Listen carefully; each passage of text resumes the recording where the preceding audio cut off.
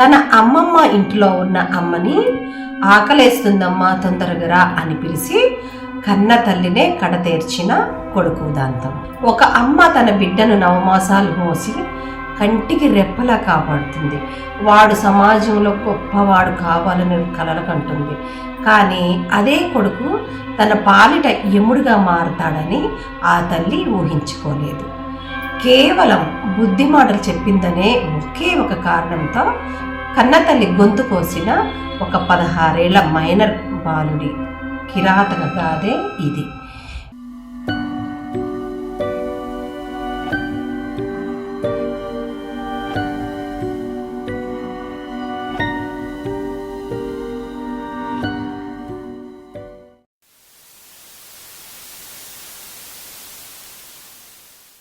విజయనగరం జిల్లా రాజం పట్టణాన్ని కుదిపేసిన ఈ దారుణ ఉదాంతం వింటే ఎవరి గుండైనా ముక్కలవ్వాల్సిందే. ఈ పిల్లవాడు మొన్న 10th క్లాసులో 525 మార్కులతో ఉత్తీర్ణులయ్యాడు. రాజంకు చెందిన ముంజేటి సతీష్, స్పందన భార్యాభర్తలు. వారికి 16 ఏళ్ల కుమారుడు ఉన్నాడు. ఇటీవలే వాడు 10వ తరగతి 525 మార్కులతో పాస్ అయ్యాడు. చిన్నప్పటి నుండి కూడా అల్లారముద్దుగా పెరిగిన కొడుకు 10వ తరగతికి వచ్చేసరికి దారి తప్పాడు. ఒకరోజు పాఠశాలలో ఒక అమ్మాయికి ప్రేమ లేఖ రాసి దొరికిపోయాడు. స్కూల్ యాజమాన్యం ఈ విషయాన్ని తల్లిదండ్రుల దృష్టికి తీసుకెళ్ళింది. కన్న తల్లి స్పందన గుండె తరుక్కుపోయింది. కొడుకు జీవితం ఎక్కడ పాడవుతుందోనని ఆందోళన చెందింది. అతనికి నచ్చ చెప్పింది, నాయన ఇప్పుడు నీవు చదువుకునే వయసు, మంచిగా ఉండు, చెడు స్నేహాలు వద్దు, బాగా చదువుకొని మంచి స్థాయికి రా అంటూ నిత్యం ఆ తల్లి వాడికి నచ్చ చెప్పే ప్రయత్నం చేసింది. ఆ ఇన్సిడెంట్తో ఆమె భయపడిపోయి పిల్లోడికి ఎప్పటికప్పుడు ఎక్కడికి వెళ్తున్నాడు ఏంటని కనిపెడుతూ ఎప్పటికప్పుడు మందలిస్తూ ఉండేది. కానీ ఆ మైనర్ బాలుడికి తల్లి ప్రేమ అర్థం కాలేదు.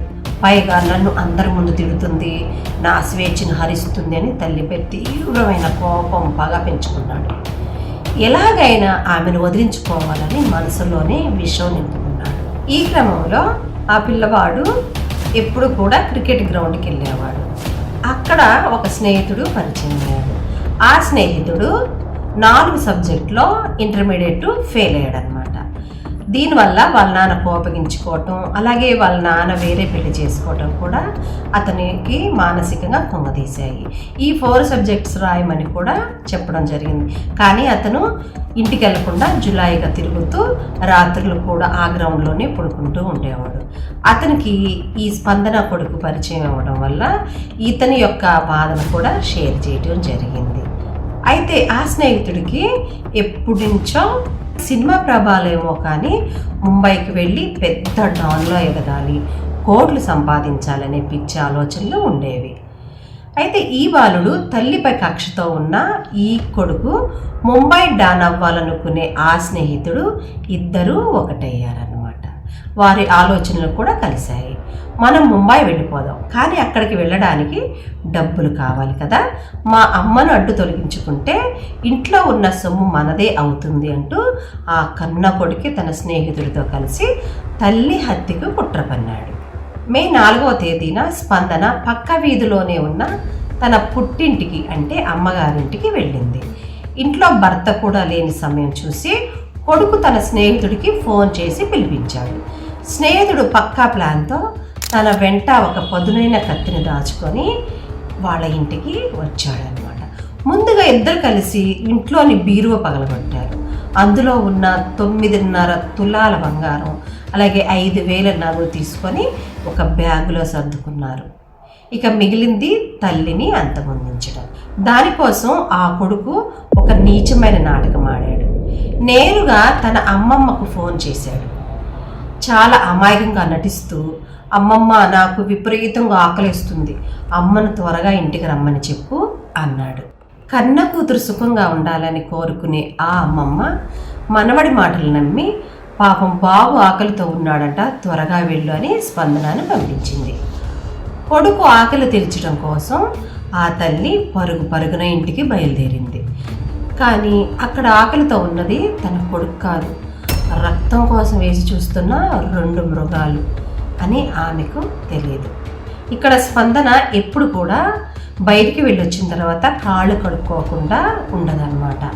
పిల్లవాడికి కూడా ఎప్పుడు కాళ్ళు కడుక్కొని చెప్తూ ఉండేది. అది కూడా అతనికి నచ్చేది కాదనమాట. ఈ విషయాలన్నీ పిల్లోడికి తెలుసు కాబట్టి ఈ పథకం ప్రకారము కాళ్ళు కడుక్కోవటానికి తల్లి వస్తుందని వారికి తెలిసింది. స్పందన ఇంట్లోకి రాగానే పెరట్లోకి వెళ్ళి చేతులు కడుక్కోసాగింది. అదే సమయం కోసం కాపు కాసిన కొడుకు స్నేహితుడు ఒక్కసారికి వెనక నుంచి వచ్చి ఆమె నోరు గొంతు గట్టిగా నొక్కేశాడు. ఆమె ఊపిరాడక కొట్టుకుంటుండగా కన్నా కొడుకు కత్తి అందుకున్నాడు. అమ్మాని కూడా చూడకుండా తను ప్రాణం పోసిన కొడుకే ఆ తల్లి శరీరంపై కత్తితో విచక్షణ రహితంగా పొడవటం ప్రారంభించాడు. స్నేహితుడు గట్టిగా పట్టుకోగా కొడుకు పగతో ఊగిపోతూ పొడిచాడు. ఆ తర్వాత స్నేహితుడు కూడా కత్తితో దాడి చేశారు. అవన్నీ సరే ఆ గొంతుని కుడి చేత్తో నొక్కడం అనేది మానలేదు. ఆవిడకి ఆకలేస్తే ఎడమ చేత్తో నోరు మూసాడు. నోరు మూసే క్రమంలో ఆవిడ ఆ ప్రణతాళిక చెయ్యిని గట్టిగా కొరికింది. అవి వదిలిస్తే ఇంకా కొరికి మళ్ళీ తిరిగి అటాక్ చేస్తుందని ఆ పీక మరింత గట్టిగా నొక్కి ఆ చెయ్యి కొరకడం మాడినంత వరకు ఆ పీక నొక్కాడు. ఆ దీంట్లో ఆవిడ చనిపోయిన తర్వాత వాళ్ళ మీదకి రాకుండా ఏదో గండుపల్లి బ్యాచ్ ఏదో వేరే వాళ్ళు చేశారని.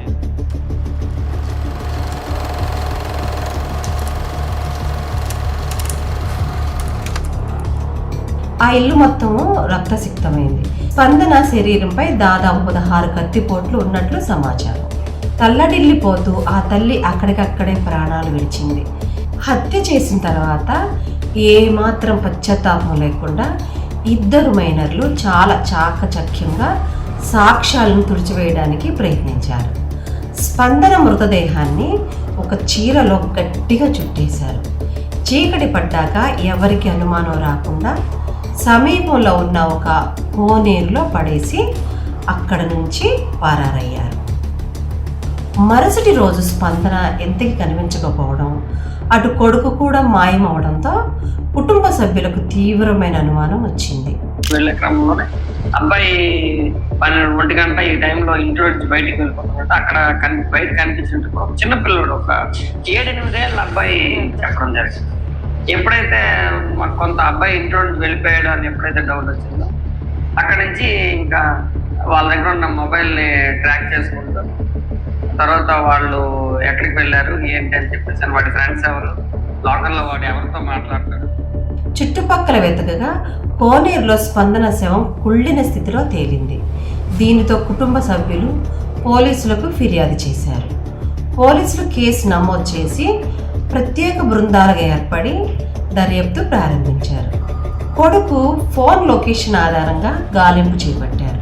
మరోవైపు ఇంట్లో దొంగలించిన బంగారంతో ఈ ఇద్దరు నిందితులు దేశాన్ని చుట్టేయడం ప్రారంభించారు. రాజము నుంచి మొదట భువనేశ్వర్ పారిపోయారు. అక్కడి నుండి తాము అనుకున్న కలల నగరం ముంబై వెళ్ళారు. ముంబైలో కొన్ని రోజులు ఉండి పాపం తగులుతుందనే భయంతో ఏమో కానీ తిరుపతి వచ్చి స్వామివారిని దర్శించుకున్నారు. అక్కడ నుంచి విశాఖపట్నం చేరుకున్నారన్నమాట. పలాసలో దొరికిపోయిన హంతకులు డబ్బులు అయిపోవడంతో దొంగిలించిన బంగారు నమ్మేందుకు వారు విశాఖ నుంచి శ్రీకాకుళం జిల్లా పలాసకు బయలుదేరారు. నిందితుల కదలికలపై నిఘా ఉంచిన రాజం పోలీసులు పలాస రైల్వే స్టేషన్ అలాగే బస్టాండ్ పరిసర ప్రాంతాల్లో కాపు కాసి వారి వద్ద ఉన్న బంగారం నగదును స్వాధీనం చేసుకున్నారు. పోలీసుల విచారణలో ఆ 16 ఏళ్ల కొడుకు చెప్పిన విషయాలు విని కాగిలే ముక్కును వేలేసుకున్నారు. కేవలం మంచిగా చదువుకో అని మందలించినందుకు కన్న తల్లిని 16 కత్తిపోట్లు పొడిచి చంపేంత కసి ఎలా పెరిగిందో అర్థం కాక పోలీసులు సైతం విస్మయానికి గురయ్యారు. ప్రస్తుతం నిందితులు ఇద్దరిని కూడా మైనర్లు అవడంతో జువెనైల్ హోమ్స్కి తరలించడం జరిగిందనమాట. ఈ సంఘటన స్థానికంగా తీవ్ర సంచలనం సృష్టించడమే కాకుండా నేటి తరం పిల్లలు మానసిక స్థితి పెడధోరణులపై సమాజంలో పెద్ద చర్చకు దారితీసిందనమాట.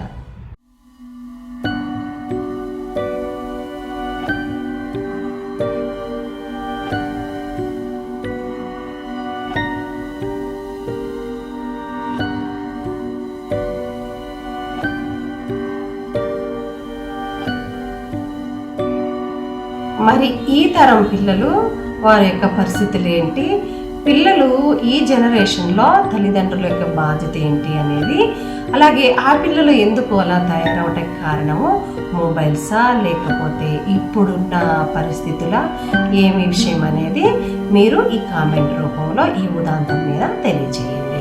మరొక మంచి వీడియోతో మీ ముందుకు వస్తాను. అంతవరకు సెలవు. నమస్తే.